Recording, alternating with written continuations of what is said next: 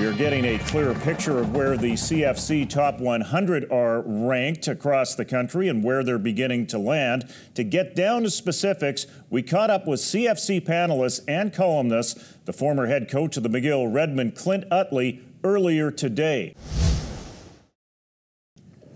Now joined by Clint Uttley, who the handle will be Canada Football Chat. You're an evaluator and a columnist. You've written some great things on there, and people are missing out if they haven't checked out some of the columns that you've put together. First of all, thanks for joining us, and let's dive in to the CFC 100, because it's become kind of a standard now in terms of figuring out who's available and at what position. How is it put together, and how are the ranking points put together on these individual players who are in the 100? The way we kind of find the kids and evaluate and identify, we have about 10 or 15 coaches who I know. Most of them are high school coaches or they're local from the community coaches. There's about 3 or 4 university coaches, and then I also use 2 or 3 of my NCAA contacts. They're recruiting coordinators. So basically I pull in about 15 or 20 people, and with Lee, me and him go through each kid's highlight tape individually, and then I'll make a list, and then I'll send it to Lee. He confirms or he'll evaluate, and then we send it off to 3 or 4 like big time contributors, and then they will make the list, and then we cross-reference 5 lists, and then comes out the top 100. How long does it all take? It takes about a month and a half of me, about 5 or 6 hours a night, because I watch roughly 200 game films. Not game films, but highlight films. Mm-hmm. So like it's really easy now because Huddle makes the world easier. Mm-hmm. Not to put a plug in for them, but yeah, I watch like 150 Huddle films, and then it's just bouncing lists back and forth. Takes about a month and a half, and then we put out our first edition. And in those 150 different films that you watch, are there only 3 songs that the kids use? It really seems to be that they use the same music for a number of their films. Well, I mean, just being a university coach for like a long time, I hit mute as soon as I turn on a film. So, and even you watch a game film, you turn on mute. So like, I evaluate that. So basically we'll watch their first 10 plays, mm-hmm. and then see if there's like a special teams play, if they're an offensive or a defensive player, do they go both ways? So we evaluate, like, you probably get through about 10 or 15, and then you're like, okay, that's all we really have time to watch. Is there anything that you could recommend to a kid or a coach or a parent even working with a kid in terms of putting one of these films together, in terms of getting that sort of laser focus? Because I notice with a number of these films, they can run up to 8 minutes. And I know even in broadcasting, after you get past the first 3 minutes, a lot of people usually tune out. The big thing is like the first 10 plays. Within the first 4 or 5 plays, a university coach, you probably have them. So, I mean, I would say make sure you get a good angle. You get up as high as you can. Make sure there's something distinguishable about what you're wearing, whether it's like it could be a set of gloves or a set of cleats. But I mean, the reality is, as long as you're at a good angle and your number's identifiable and you make it clear what number you are, well, then it's easy to watch a kid on film. So speaking of numbers, the CIS 27, the ranking that you come up with there are a number of different rankings. Can you explain the different rankings and the process behind those? Basically, take the top 100. They're given scores, so it's in intervals of 10 or 15. So like 1 through 10 gets a certain score at each of those positions. Goes all the way through 100, and then basically we'll watch a highlight on a film on a kid. So like I updated it this weekend. If the kid was a high school MVP, he gets X amount of points. If the kid was a conference all-star, X amount of points. If the kid just played high school football and somebody's trying to fill their roster, he'll get 5 points. And then basically it works its all the way up to number 1. Number 1, for example, may be worth 170 points because he'll get his positional score, and then he'll get the CFC score. And basically because he's in the top 10, he gets an elevated score.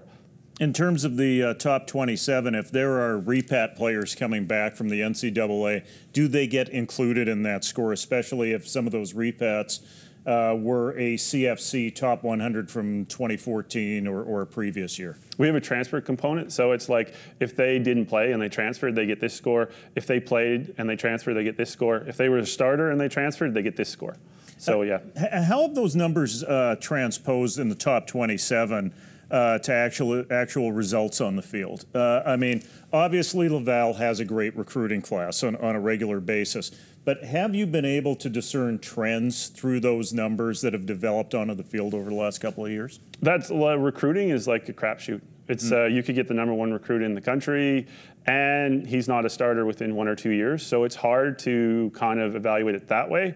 I could tell you who worked out and who didn't work out, but I mean, what we evaluate is kind of like the points per player, because we noticed on the CFC top 100 teams or universities were recruiting vast amounts of players to try and build up that lower number. So now we evaluate it off the number per player. So for example, right now, McGill is the top recruiting class in the country. Okay, I know a little bit about that school. However, the top recruiting class in the country per player right now is UBC. So, I mean, you have to look at both of those scores. When it comes to regional variances, and you know all about it because you've been right across this country in football in all of the regions, do you account for any of that in terms of if a player is from New Brunswick, if a player is from Saskatchewan, if he's on the Quebec 200, if he's depending on where he's from, does that affect how you assess him? When we look at the different provinces, we'll evaluate the Canada Cup. We'll evaluate players at the Canada Cup, and then we basically take provinces and how many people are playing football in that province. So, like for example, from the province of Quebec, there'll probably be more Quebec players on the top 100, and then it'll be quickly followed up by like Ontario, and then it goes to like Alberta, and then it's basically by the province. We'll look at it and we're like, we have 100 spots. With those 100 spots, how do we want to fill those 100 spots? And it comes down to, well, we should have so many of this province in that top 100 because that's the best football in Canada, according to me. So, I mean, and everybody has their own opinion, but so Quebec has like, for example, 30 spots. Ontario has 30 spots. So that's your top 60 out of your top 100. Alberta has 20 spots, you know, and then it works its way down, and BC has so many spots. I think it's between 15 and 20. So when we go into a province, it's like it's not one big process. It's like, I just want the top like 60 for Quebec, and it'll give me my 30. Top 60 for Ontario, 30. When you're looking stateside and you're trying to judge players who are coming out of academies from the United States, where do they fit into this mix? Because obviously you're looking at a national matrix when you're making this judgment on these players, but these guys really exist outside of the system as soon as they step out of the country. Yep, the big thing with them is trying to evaluate the level of football they're playing. The #1 kid still left, say on the board, we'll call it that, Nathan Rourke, the quarterback from Ontario. He threw for 59 touchdown passes and 3 interceptions at a small school in Alabama, however, wasn't signed anywhere. So it would kind of lead you to believe like we need to evaluate, like we'll look at him and be like, what level of football was going on? There was a boatload of kids from Ottawa who played at a school in Virginia this year. It was pretty good football. 3 of them signed NCAA, like major college. So you kind of go back, and it makes a little more work for us, but it's like, what level of football? Is it like AAA, AA, single A? Is it 5A? Is it 4A? Is it population based? So it's actually a lot of make work for us when they go to an academy. Yeah, you're talking about the crapshoot of recruiting, but at the same time, for a parent or a young athlete making a decision as a family to spend $15,000 a year at an academy south of the line might be a bit of a crapshoot as well. How much of a risk does a young athlete and that family take in terms of making that sort of investment to go south of the line? And how much do these various academies vary in terms of what they can deliver? Some of them aren't even actual academies. They're lower profile high schools. So you're getting individuals who, I don't know what their background would be, but they're leading kids to go down to these schools. And I just don't think it's a good idea from a whole bunch of standpoints. It's like, if you're good enough, people will find you. When I was at McGill, the Kansas City Chiefs found Laurent Duvernay-Tardif. When I was watching CJIP players in my recruiting class, they would find them. There was kids signing from West Virginia, but they're from Granby, Quebec. So I mean, the example is, if you're good enough, they will find you no matter where you are. If you're going to do something in the academy world, you're probably better off to stay in Canada, because you're going to have a really solid backup plan should you not sign. Then you can just look at your options here at home. How much do the academies upset the education process? I know there's always a lot of weight placed on a Canadian education with the universities. How much does uprooting yourself in your last year or 2 years or 3 years of high school upset the education process? Because we know at the end of the day, this sport is about education. Yep, the biggest thing I noticed is at McGill, we would have students who would go down to the prep schools all through New England, and as soon as they crossed the border, they were now considered an American student and would not be admissible to a Canadian university, McGill I'll use, because they now had to pass their SATs.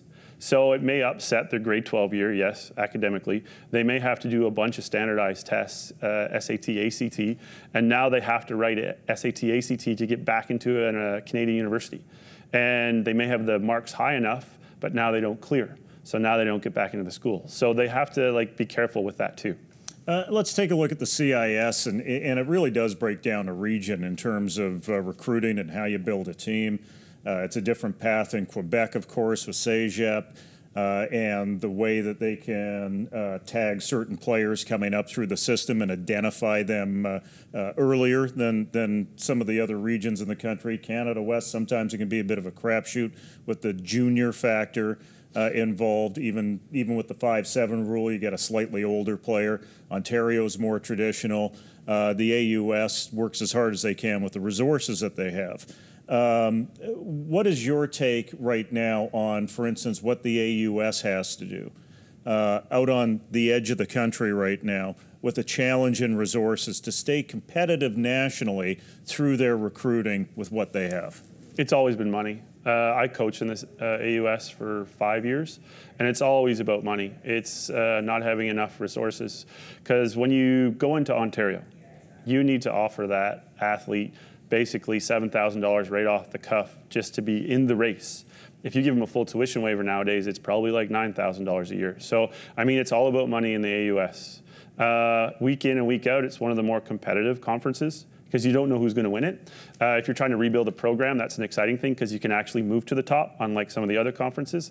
But it's always been about money. It's always been about money to recruit and money to retain coaches.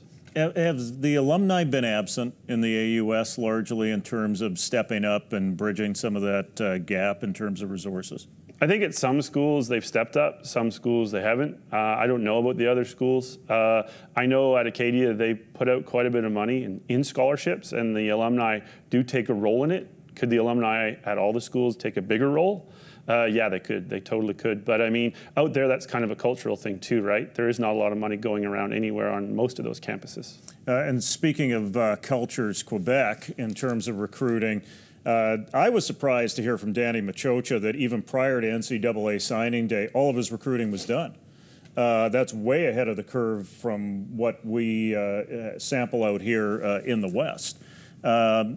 How is it different in Quebec than the rest of the country in terms of recruiting and communication with players and keeping them inside the province? There's a couple things that go on. One is you're recruiting them for 3 years before they ever make their decision. So you're basically, you know who the kids are coming out of high school, and then they play 3 full CEGEP seasons. During those 3 full CEGEP seasons, they also play Team Quebec. So all the university coaches scramble to get on the Team Quebec coaching staff. So it's a 3-year process. So yeah, I'm not surprised that Danny Machocha's recruiting is done by December.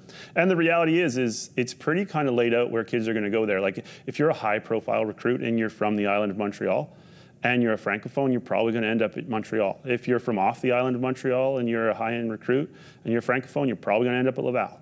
You know, and then it kind of peters out from there. Some of the English kids will kind of go to McGill, Concordia.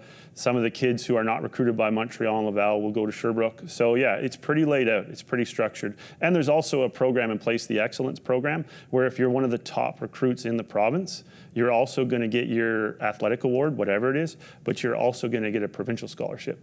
So it's like you could very well go to school for next to nothing. There have been a few kids from Quebec and some high-end kids that have been slowly leaking out of the province, though, to other parts of the country. Do you see that as a trend that is going to continue? Or now that Montreal and Laval seem to be competitive with each other, at least on that championship stage, and it's not all Laval all the time, do you think the player that's coming into the system now sees more possibilities to be on a winning team? The biggest thing I notice about CEGEP players is they're very much in tune with the CIS. So like if you go to recruit them, they'll actually know who's on your depth chart. and they'll positionally know who's on your depth chart. So I think the kids who leak out of Quebec and go to, say, a Western, that's kind of been a popular one. I would say they go to Western because they looked at the Laval depth chart and were like, I will never start at middle linebacker. Okay, or they look at Montreal, I will never start at middle linebacker, or I'm going to have to wait 3 years. Or, so then they're like, well, do I want to wait 3 years? And then they look at the other schools who may be a tier below in Quebec, and they'll be like, I'm not sure if they're going to have a chance to win right now.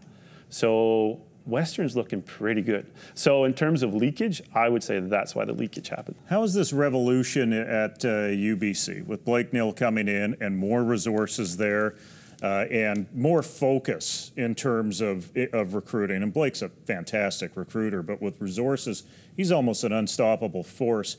How does that change the Canada West moving forward? I think his move here, and then obviously his resources with the alums that have stepped up, I think that's up the ante. I think he lost enough games in Quebec City that he was looking for a new program plan, and that was offered to him here, and he took it. And now it's going to be the rest of the schools in the Can West are going to have to step up. And you're right. I mean, but Blake's always been a good recruiter. I don't think too many people outwork him. I honestly don't. And one of the big things about him is he's also people probably don't recognize it, but he's also a master motivator. So, I mean, he's got some good things going on there. And he has the alumni, Mr. Sidhu, have played a role in that kind of that rebuild. So, I mean, yeah, people have got to step up. That's where the CIS is right now. It's like you either step up or you get stepped over. But that's where the conversation always seems to be, is resources. I bring it up with coaches all the time when I talk to them about resources being the key factor. Greg Marshall brought it up, though, last week when we talked to him. I've talked with Blake about it, too. Really what it comes down to is work ethic and hard work when it comes to recruiting. Isn't that the determining factor, regardless of the resources that you have? Because if you look at what Warren Craney's been able to do at York, and to a certain degree, Chris Bertoya this year in the offseason at Waterloo, I think you see the impact of just some hard work and some good focus and some good teamwork on behalf of his coaching staff. Yeah, I mean, that's the biggest part of the equation is work. But it's when you get to those heightened recruiting battles. It's like you're going to be recruiting a kid and his player or his parents may almost be like player agents. So it's like, okay, so both teams are championship teams. What's the deciding factor?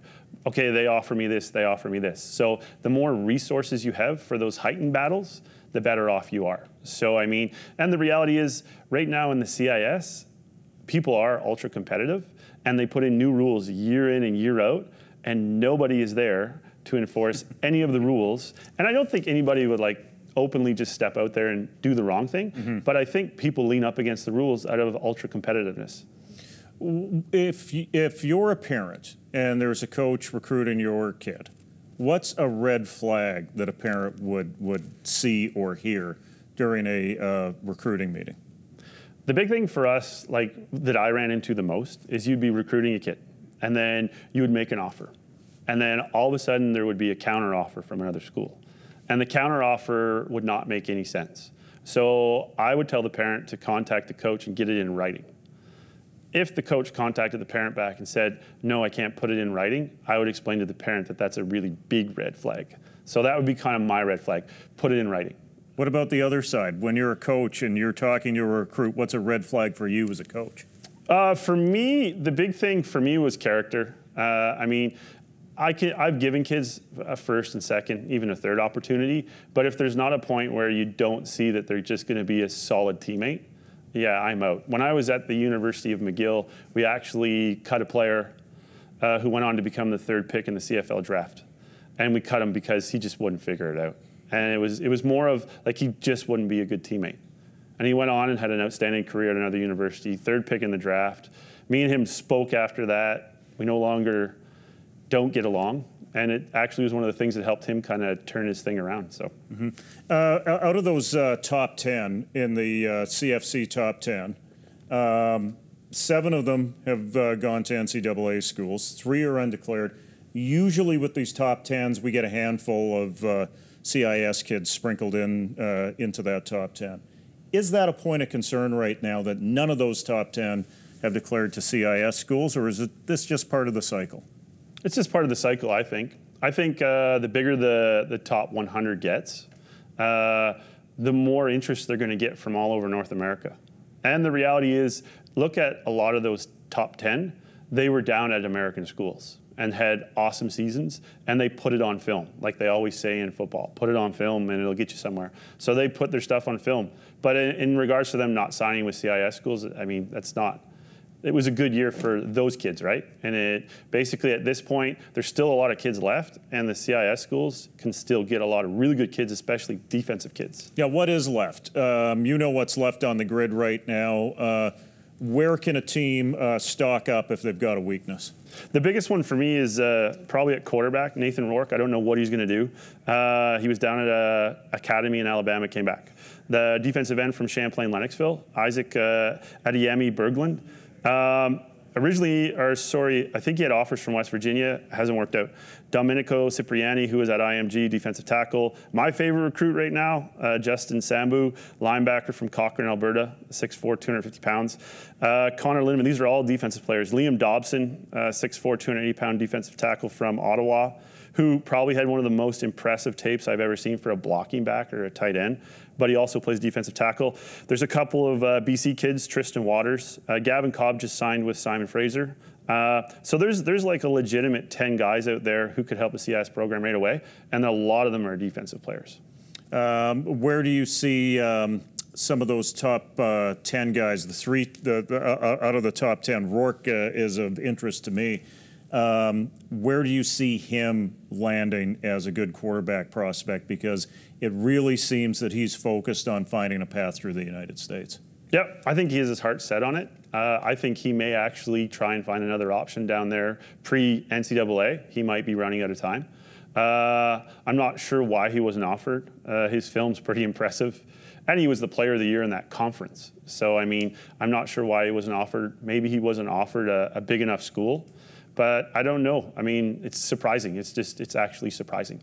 If I was to say if he would consider a CIS option, not that I want to, but I mean, the kid at Western just retired, we'll call it. Mm-hmm. And where Nathan lives is not too far away from London, Ontario. Mm-hmm. So, I mean, I wouldn't be shocked if that would be one of his options if he ever did stay in Canada.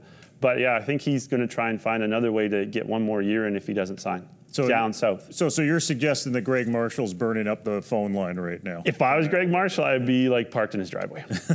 I would, because he probably doesn't have a lot of depth, just because the other kid just retired, or with the concussions, so on and so forth. Mm-hmm. So I mean, yeah, I would be parked in the kid's driveway. Well, Clint, thanks very much for this. We'll have you back in a couple of weeks as we go through these top 100s and things start to settle. We really appreciate you coming down to the studio and taking some time out here. Pleasure.